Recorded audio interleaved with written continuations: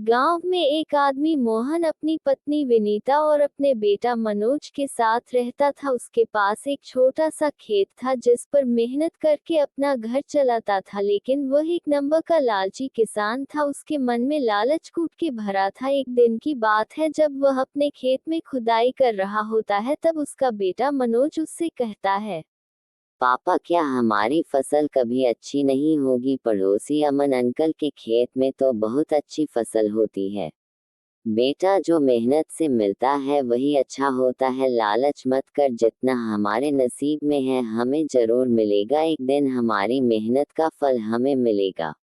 लेकिन पापा, अगर हमारी फसल अच्छी नहीं होगी तो हम पूरे साल कैसे उसे चलाएंगे? वैसे भी हमारा खर्चा बहुत ज्यादा है।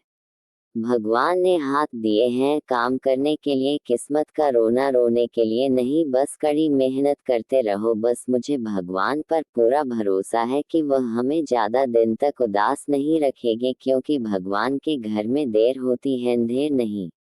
दोनों बाप बेटी आपस में बातें कर रहे थे, तभी वहां अंकित आ जाता है। अंकित को देखकर बंटी बोलता है, भाई अंकित, तुम्हारी फसल इतनी अच्छी कैसे होती है? मेरी फसल तो कभी इतनी अच्छी नहीं होती है। तुम क्या करती हो भाई? मेहनत के साथ थोड़ा दिमाग भी लगाना होता है। बंटी भाई, मैं अच्छी खाद और अच्छे बीज उपयोग करता हूँ, इसीलिए मेरी फसल अच्छी होती है। इस बार भी मैं अच्छी बीज और अच्छे खाद लाऊंगा। नए किस्म के बीज ये तुम्हें कहाँ से मिले भाई? जरा मुझे भी तो बताओ। शहर में एक व्यापारी आया था, उसने बताया था कि यह भी आम बीजों से ज्यादा उपज देते हैं। जरा बीज महंगे से, पर मैंने खरीद लिए थे। तुमने देखा था ना कि कितनी अच्छी पैदावार हुई थी, इसीलिए मैं वहीं से बीज ले आता हूँ। अगर मैं भी ऐसे बीज ले आऊँ तो मेरी भी फसल तुम्हारी जैसी अच्छी होगी, क्यों भाई अंकित? हाँ भाई, तुम्हारी भी फसल बहुत अच्छी तैयार होगी। मतलब मेरी फसल भी बहुत अच्छी होगी और मैं अच्छा मुनाफा कमाऊंगा और एक अमीर आदमी बन जाऊंगा। बंटी के मन में लालच का पहला बीज पड़ चुका था। उसके मन में अच्छा लाला जग जाता है। बंटी अपने घर में आता है और अपनी पत्नी के पास बैठ जाता है। विनीता खाना बना रही होती है। बंटी को उदास देखकर उससे पूछती है, क्या हुआ, आप इतने चिंतित क्यों हो? मैं आज से पहले आपको इतना चिंतित कभी नहीं देखा, क्या हुआ? अंकित भाई के खेत की फसल इतनी हरी भरी होती है और उनकी पैदावार भी दुगनी पहुंच चुकी है। उन्होंने आज मुझे बताया कि वह नए किस्म के बीज और खाद बोते हैं। वह बीज महंगे थे ना, हम वह बीज नहीं खरीद पाएंगे। उन्हें खरीदने के लिए अत्यधिक पैसों की आवश्यकता होगी। हमारे पास इतने पैसे कहाँ हैं? अगर हम कुछ पैसे उधार लेने तो हम बीज खरीद पाएंगे, फिर हमारी भी पैदावार अच्छी होगी और पैदावार बीज के अच्छा मुनाफा कमा पाएंगे। कर्ज लेकर खेती करना जी ठीक नहीं है। पहले से ही हमारा गुजारा बड़ी मुश्किल से हो रहा है। अगर समय पर कर्ज न चुका पाए तो हमारा घर और खेत भी हमसे छीन सकता है। ऐसे में मुझे एक ही रास्ता नजर आ रहा है, एक ही रास्ता नजर आ रहा है कि हम कर्ज न लें। तुम हमेशा डरती क्यों हो? अगर फसल अच्छी होगी तो कर्ज अपने आप उतर जाएगा। ये लालच नहीं, समझदारी है। मुझे पूरा भरोसा है जो हम कर्ज लेंगे उससे हमारा फायदा ही होगा। विनीता चुप हो जाती है। वह जानती है कि बंटी के मन में लालच घर कर रहा है, लेकिन उसे समझना आसान नहीं है। लेकिन बंटी के दिल में अत्यधिक लालच आ रहा था। बंटी अपने गांव के साहूकार के पास जाता है। रमेश एक बहुत अमीर आदमी है। वह लोगों को दोगुनी ब्याज पर कर्ज देता है। बंटी भी उसके पास जाता है। अरे बंटी भाई, आज इधर कैसे आए? कुछ काम है क्या? मुझे थोड़े पैसे चाहिए खेती के लिए, क्योंकि मुझे अच्छी फसल उगानी है और अच्छा मुनाफा कमाना है। हाथ में पैसे तुम मिल जाएंगे, मगर बताओ तो तुम्हें कितने पैसे चाहिए? मैं उसी हिसाब से तुमसे ब्याज लूंगा। मुझे तो 2,000 रुपए चाहिए, बाद में लौटा दूंगा और तुम्हारा ब्याज भी दे दूंगा। तुमने तो कह दिया कि अगली फसल पर लुटा दोगे, पर तुम्हारा ब्याज का क्या ख्याल है? मेरा नियम है, मैं हर किसी से दोगुना ब्याज लेता हूँ। दोगुना तो बहुत है सेठ जी, कुछ कम कर लो। पैसा ऐसे ही नहीं मिलता बंटी, चाहे तो तुम अपना खेत गिरने रख सकते हो, पर ब्याज कम नहीं होगा। लेना है तो लो वरना जाओ यहाँ से। उसकी बात सुनकर समझ जाता है कि अब साहूकार ब्याज कम नहीं करेगा। फिर बंटी साहूकार की बात मान लेता है और पैसे ले लेता है। बंटी घर लौटता है। अब बंटी के मन में लालच घर कर चुका है। क्या हुआ, तुमने उधार ले लिया? तुम्हें देखकर तो यही लग रहा है कि तुमने उधार ले लिया होगा। हाँ, अब हमारी फसल अंकित से भी अच्छी होगी। बस एक बार यह बीज बो दूं, फिर देखना हम अमीर हो जाएंगे और हमें किसी चीज की कमी नहीं होगी और हमें जो चाहिए वह तुरंत ले लेंगे। विनीता कुछ नहीं बोलती है, मगर उसके चेहरे पर चिंता की लकीरें और भी गहरी हो जाते हैं। अगले दिन सुबह होने पर बंटी बीज लेने जाता है।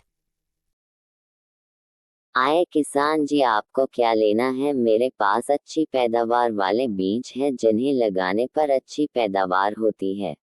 मुझे वह बीज दीजिए जिनमें ज्यादा पैदावार हो और मेहनत कम करनी हो, और कम समय में ज्यादा उपज देने वाले बीज दे दो।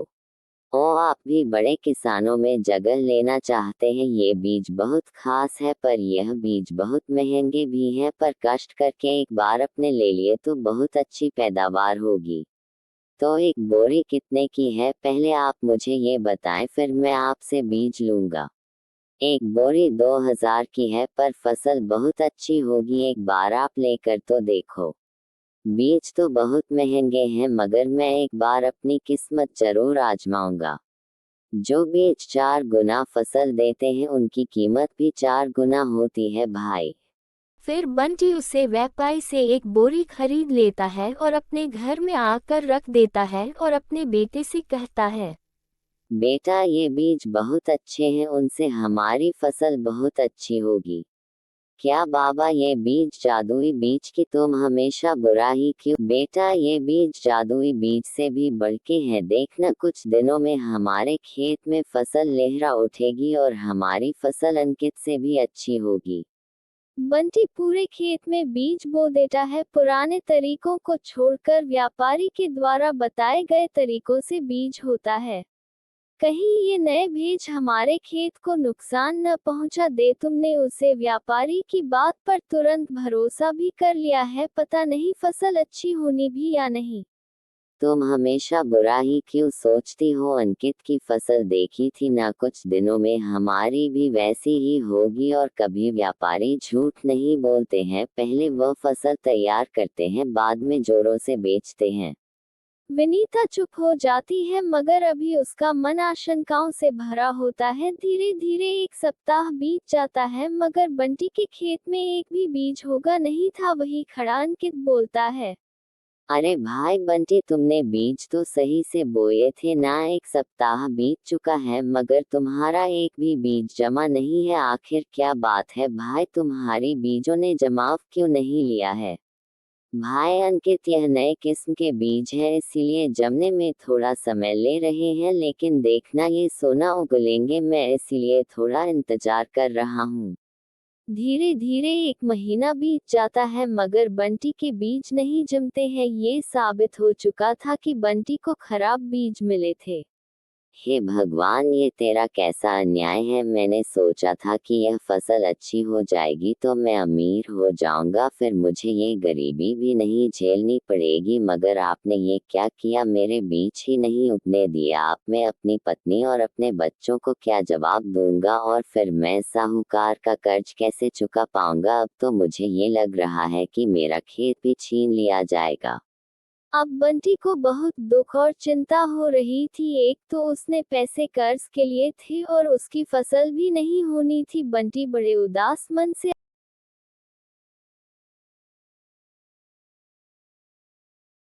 अपने घर चला जाता है, बल्कि घर पहुंच के उदास होकर खड़ा था तो उसकी पत्नी बोलती है, अजी हमारी फसल अच्छी तैयार हुई है नाम, मगर आप इतनी उदास क्यों नजर आ रहे हो? आखिर क्या बात हुई है? अरे विनीता, मैं तुम्हें क्या बताऊं, सब कुछ बर्बाद हो गया है। हमारी फसल नहीं हुई है। अब तो मुझे पूरा भरोसा हो गया है कि वह बीज ही खराब थे। अब समझ में नहीं आ रहा है कि मैं क्या करूं। अब मैं दोबारा फसल कैसे उग पाऊंगा और साहूकार का कर्ज कैसे चुका पाऊंगा। कहीं साहूकार कर्ज के रूप में हमारा खेत ना छीन ले। मुझे तो पहले से ही उन बीजों पर शक था, पर तुमने मेरी बात नहीं मानी। अब तो ये सही ही है कि साहूकार हमारा खेत छीन भी लेंगे, क्योंकि तुम कैसे भी कहकर उनके कर्ज के पैसे चुका नहीं पाओगे। मैंने सोचा था कि हम अमीर बन जाएंगे, मगर सब खत्म हो गया। तुम सही ही कह रही थी। अगर मैं तुम्हारी बात मान ली होती तो मुझे आज ये दिन नहीं देखना पड़ता। दोनों पति पत्नी बहुत चिंतित हो जाते हैं। उन्हें कोई रास्ता नजर नहीं आ रहा होता है। शाम को गांव की चौपाल पर बहुत किसान बैठे और खड़े थे। तभी यह साहूकार का आदमी बंटी से कहता है, भाई बंटी, तुम्हें साहूकार याद कर रहे हैं तो तुम चलो मेरे साथ। जो तुम साहूकार जी से कर्ज लिया था वह चुकाने का समय हो गया है, तो तुम मेरे साथ चलो और साहूकार जी का कर्ज चुका दो। बंटी के माथे पर पसीना आ जाते हैं और आसपास बैठे किसान बंटी को देख रहे होते हैं। भाई बंटी, तुमने जल्दबाजी में बहुत बड़ा कदम उठा लिया है। अब तुम्हारे साथ कोई ना कोई अनहोनी हो सकती है। साहूकार की जिसे बुलाते हैं उससे या अपना कर्ज मांगते हैं या फिर उसकी जमीन अपने नाम कर लेते हैं। भाई, मेरे पास कोई दूसरा रास्ता नहीं था। जो आपने बीज बताए थे उनको लेने के लिए मैंने साहूकार जी से कर्ज लिया था, लेकिन वह बीज भी अंकुरित नहीं हुई, तो मैं क्या कर सकता हूँ। बंटी के चेहरे पर बेबसी और लाचारी सांप चमक रही थी। अब उसे समझ में नहीं आ रहा था साहूकार उसे क्या छीन सकते हैं। और भाई बंटी, तुम्हारी फसल अच्छी हुई है ना। साहूकार जी, सब बर्बाद हो गया। मैंने जो बीज बाए थे वह खराब निकल गए, उन्होंने अंकुर ही नहीं लिए। तो बर्बाद हो गया ना। तो क्या मैं भी अपना कर्ज भूल जाऊं, तुम यही कहना चाहते हो ना बंटी। नहीं साहूकार जी, मैं आपसे यह नहीं कह रहा हूँ कि आप अपने पैसे भूल जाएं। मैं आपसे ये कहना चाहता हूँ कि मुझे थोड़ा समय दीजिए, मैं आपका सारा कर्ज मेहनत करके चुका दूंगा। नहीं, मैंने तुम्हें 2,000 रुपए दिए थे। मेरा नियम है कि 2 गुना वापस लेना। तुम्हें 2,000 रुपए के 2 गुनी 4,000 मुझे देने होंगे। वह दे दो और मुझे तुमसे कुछ नहीं चाहिए। 4,000? साहूकार जी, मैं इतनी जल्दी 4,000 रुपए कहाँ से लाऊंगा। मेरे पास तो एक फूटी कौड़ी तक नहीं है। अगर पैसे नहीं है तो खेत दे दो, तुम्हारा कर्ज माफ हो जाएगा और तुम्हें मेहनत भी करनी नहीं होगी। नहीं साहूकार जी, मैं आपसे एक ही विनती करता हूँ कि आप मेरा खेत मुझे मत लो। मेरी कमाई का एक वही जरिया है। मैं आपसे एक विनती यह भी करता हूँ कि मुझे कुछ दिनों का समय और दे दीजिए, मैं आपका कर्ज चुका दूंगा। देख बंटी, मैं आज तक किसी पर रहम नहीं किया है और ना ही उसे कभी ज्यादा समय दिया है, लेकिन तुझ पर रहम करता हूँ और कुछ दिनों का समय देता हूँ। और तू अपने खेत में अगर कोई भी फसल लगा देगा तो मैं तुझे और समय दे दूंगा, ताकि तेरी भी फसल अच्छी हो जाए और तू मेरे पैसे लौटा दे। साहूकार की बात सुनकर बंटी की आंखें चमक जाती हैं, क्योंकि उसको एक और मौका मिल रहा था अपना खेत बचाने के लिए। अगर वह मेहनत करेगा तो उसका खेत नहीं जाएगा। साहूकार जी, आपका बहुत बहुत धन्यवाद। आपने मुझे थोड़ा और समय दे दिया। अब मैं बहुत मेहनत करूंगा और आपके पैसे चुका दूंगा, मगर मैं लालच नहीं करूंगा। बंटी खुशी खुशी अपने घर लौटता है। अरे जी, साहूकार ने आपसे क्या कहा? आपको थोड़ी और मोहलत दी। अरे विनीता, मुझे साहूकार जी ने कई दिनों की मोहलत दी है और कहा है अगर मैं कोई भी फसल के बीज अपने खेत में लगा देता हूँ तो वह मुझे और दोनों की मोहलत दे देंगे। तो ये बहुत अच्छी बात है, मगर तुम बहुत मेहनत करना और लालच बिल्कुल भी मत करना। फिर बंटी बहुत मेहनत से अपने खेत में खुदाई करता है और बीज भी वह देता है। फिर कुछ महीनों के बाद बंटी की फसल बहुत अच्छी तैयार हो जाती है। हे भगवान, तेरा लाख लाख शुक्र है जो तुमने मेरी यह फसल बहुत अच्छी थी है। अब मैं जाकर साहूकार जी से इस फसल की बात करके आता हूँ।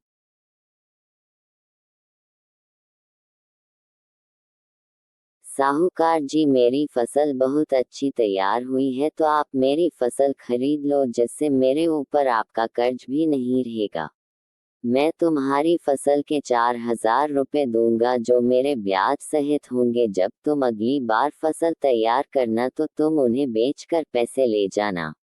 इस तरह पहले बंटी लालची था, बाद में मेहनती बन गया और अपना सारा कर चुका दिया।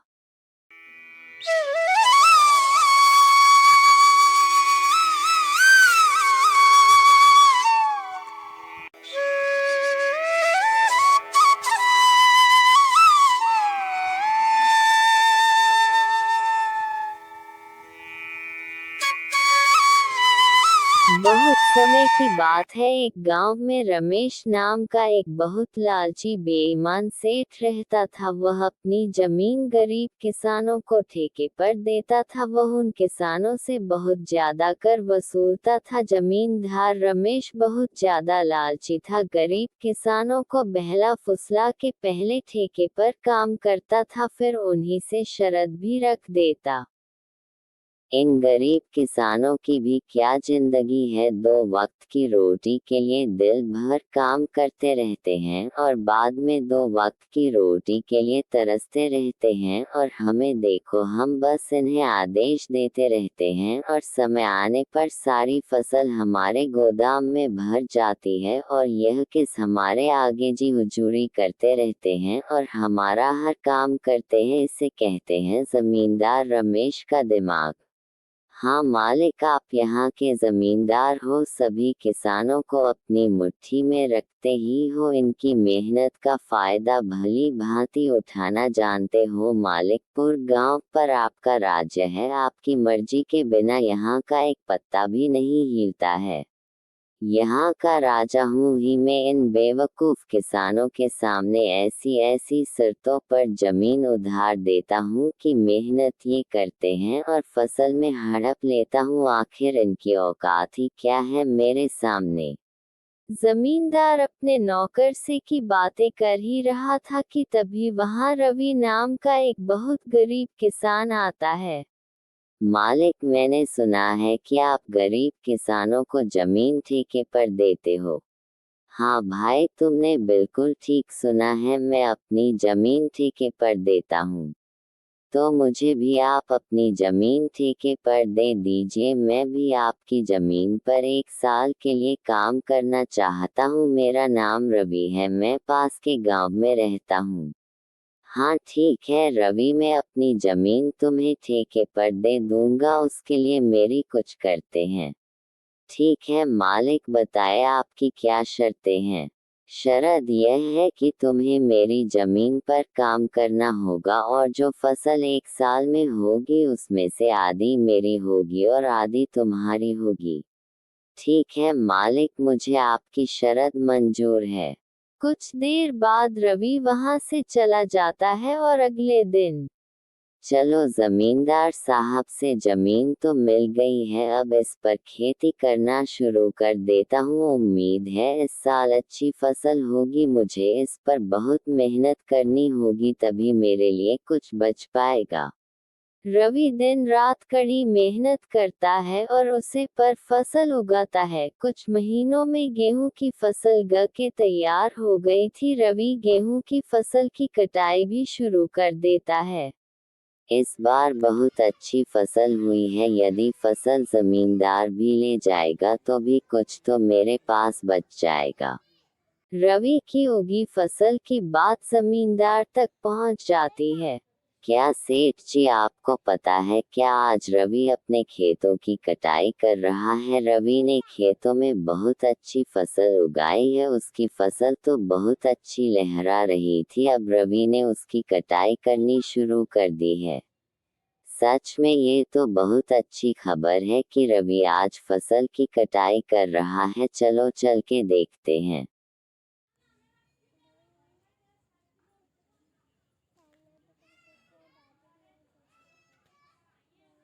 अरे रवि, फसल तैयार हो गई है। अरे इस बार तो यह फसल बहुत अच्छी लग रही है। हाँ मालिक, इस बार मैंने गेहूं की फसल लगाई है। इतनी अच्छी फसल उगाने के लिए मैंने जी जान से अपना खून पसीना सब लगा दिया है। मैं दिन रात बहुत मेहनत की है, तब जाकर इतनी अच्छी फसल हुई है। अब तो मैंने कटाई भी शुरू कर दी है।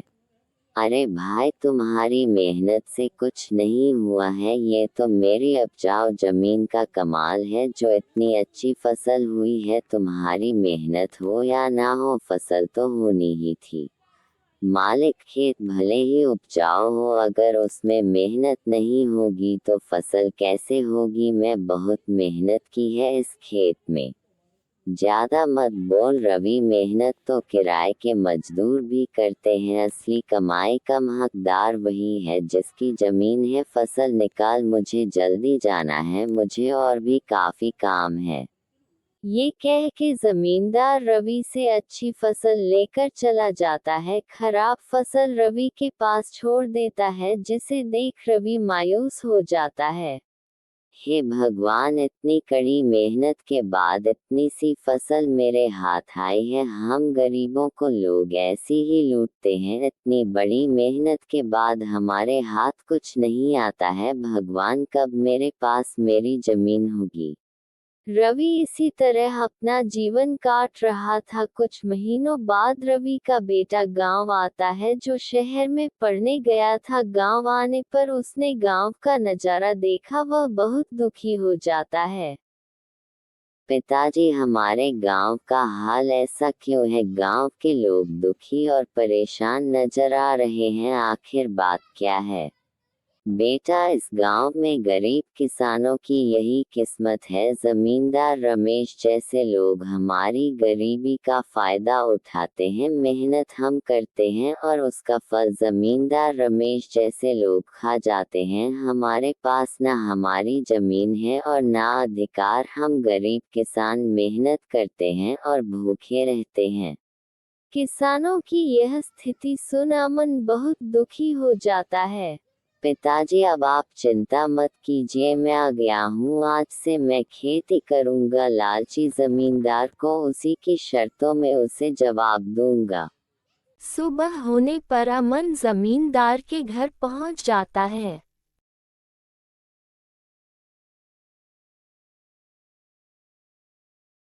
अरे अमन, तुम यहाँ कैसे?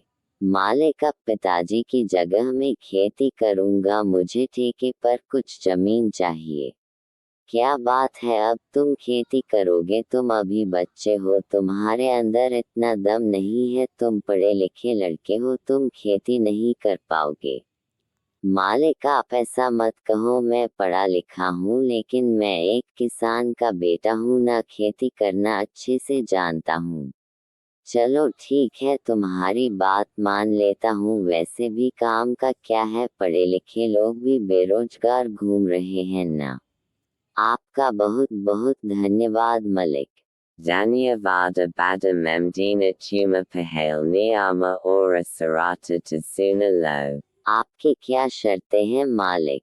जमींदार रमेश, ये तो एक बच्चा है, इस बारे से ऐसी शर्त बता देता हूँ जिससे इसकी सारी फसल मेरी हो जाए। वैसे भी इसका पिता रवि हर साल गेहूं ही लगता है, तो ये भी गेहूं भी लगाएगा। अच्छा अमन सुनो, तुम जो भी फसल लगाओगे उसे उसका आधा हिस्सा मैं रखूंगा और आधा तुम रखना, लेकिन ऊपर का हिस्सा मैं रखूंगा और तुम नीचे का रखना। अगर तुम्हें ये शर्त मंजूर है तो बोलो।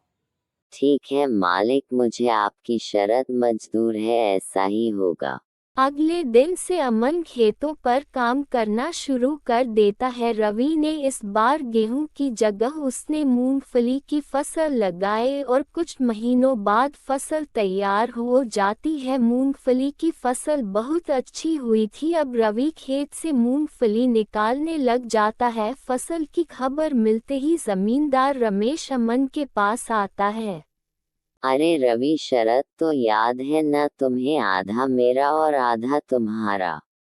हाँ मालिक, मुझे शरत याद है। आधा मेरा और आधा आपका, और आपने कहा था कि नीचे का हिस्सा मेरा होगा और ऊपर का आपका, तो आप ऊपर का हिस्सा ले सकते हैं।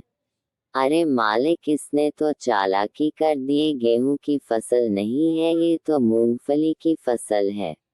अरे ये क्या, इस बार तुमने मूंगफली लगाई है?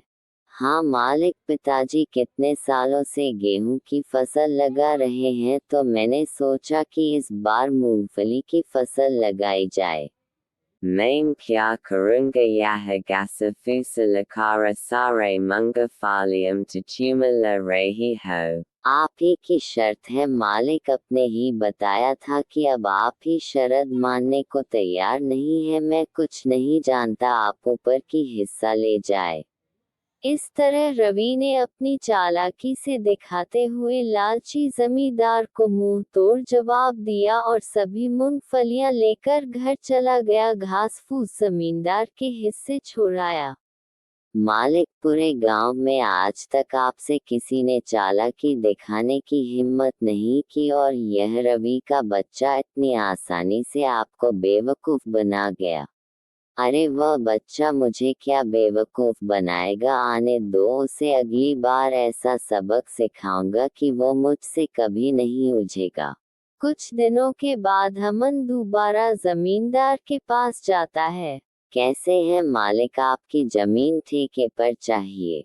ठीक है, मैं तुम्हें अपनी जमीन ठेके पर दे दूंगा, पर मेरी इस बार की शर्त सुन लो लड़के, इस बार तुम्हारी कोई चालाकी नहीं चलेगी लड़के, इस बार फसल के नीचे का हिस्सा मैं लूंगा और ऊपर का तुम लोगे, क्या तुम्हें ये शर्त स्वीकार है?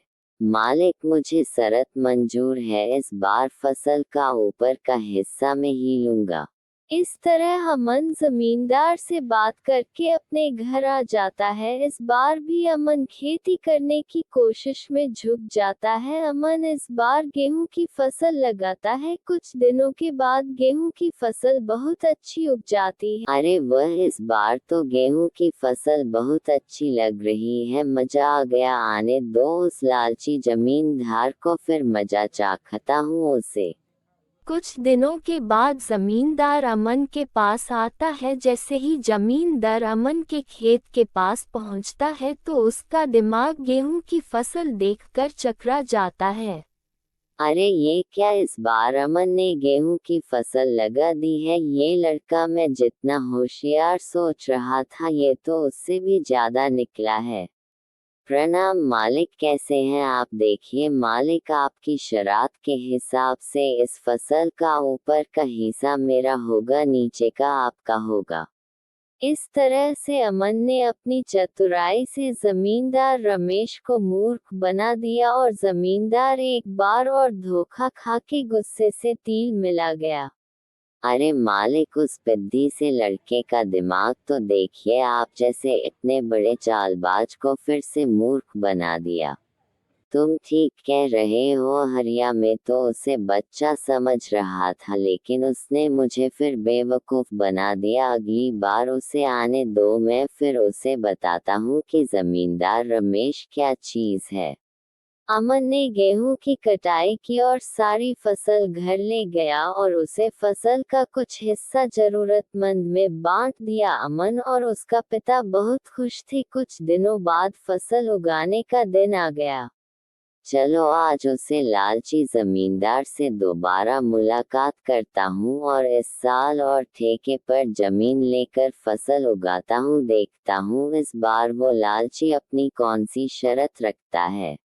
ये सोच के अमन उसे जमींदार के पास ठेके पर जमीन लेने दोबारा जाता है। अच्छा, तो तुम मुझे से मिलने दोबारा आ गए हो बच्चे, ज्यादा होशियार बनने की कोशिश मत करना, मैं भी जमींदार रमेश हूँ। मुझे होशियारी नहीं आती है मालिक, मैं तो एक गरीब किसान का बेटा हूँ, मुझे होशियारी नहीं आती है। होशियारी तो आप लोग हो जो गांव के गरीब किसानों की मजबूरी का फायदा उठा रहे हो। अपनी जबान पर काबू रखो। अमन, तुम ये क्या बोल रहे हो? जिस काम के लिए आए हो वह बात करो, ज्यादा ज्ञान बांटने की जरूरत नहीं है। ठीक है मालिक, चलो काम की बात करते हैं। मुझे इस बार भी जमीन ठेके पर चाहिए, बताए इस बार आपकी क्या सड़क है? हाँ शरद, तो तू खुद को होशियार समझता है ना। चल, इस बार फसल का ऊपर का और नीचे का हिस्सा मेरा होगा और बीच का हिस्सा तेरा होगा। अब बोल, क्या ये शर्त मंजूर है? बिल्कुल मंजूर है मालिक, आप जैसा कहे। अब मैं चलता हूँ, मुझे फसल उगाने की तैयारी भी करनी है।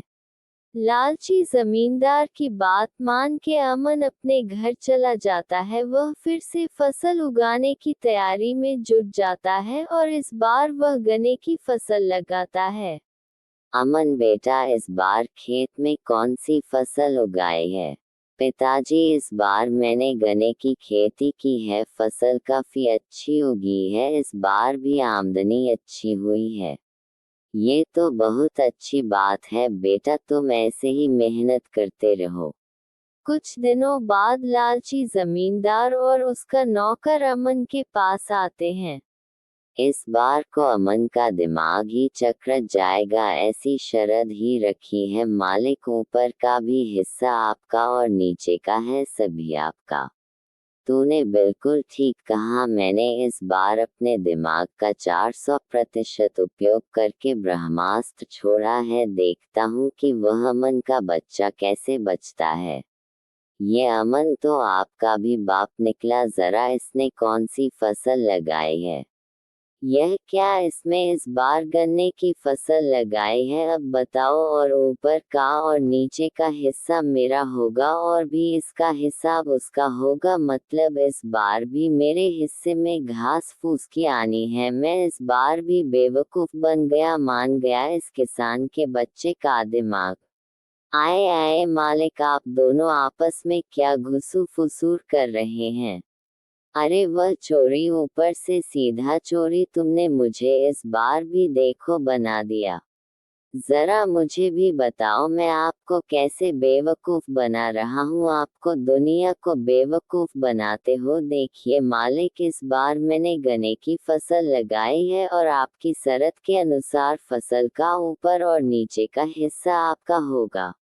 अरे ओ किसान के बच्चे, मालिक को ज्यादा होशियारी दिखाने की कोशिश मत कर। बेईमानी और मकारी में सबके बाप है। ये खेत भी हमारा है, इस खेत में लगी फसल भी हमारी है। अरे ओ हारिया, ज्यादा चिल्लाने की जरूरत नहीं है। शायद ये हमारी ही करनी का फल हमें मिल रहा है। हमने इन भोले भाले इन किसानों को बहुत ठगा है। आज किसी ने हमें लगा है, इस लड़के ने हमारी आंखें खोल दी है। अब मैं समझ गया हूँ कि बेईमानी का फल हमें ही बेईमानी ही मिलती है। किसी वीडियो में आज के बाद किसी भी किस को परेशान नहीं करूँगा। सभी किसानों की मेहनत का बराबर का हक दूंगा। जितने भी किसानों की जमीन मेरे पास गिरती है, मैं उसे वापस कर दूंगा और कभी भी उनकी गरीबी और लाचारी का फायदा नहीं उठाऊंगा।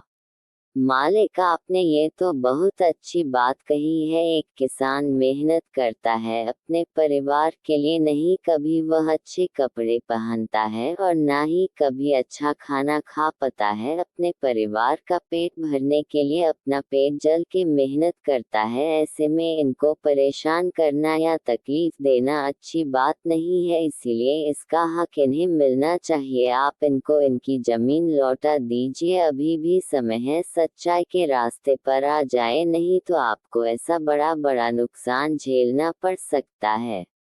इस तरह अमन अपनी सूझबूझ से लालची जमींदार को सही रास्ते पर ले आता है। जमींदार रमेश ने विवाह के किसानों की जमीन उनको वापस कर देता है। उस दिन के बाद वहां के किसान खुशी खुशी रहने लगते हैं।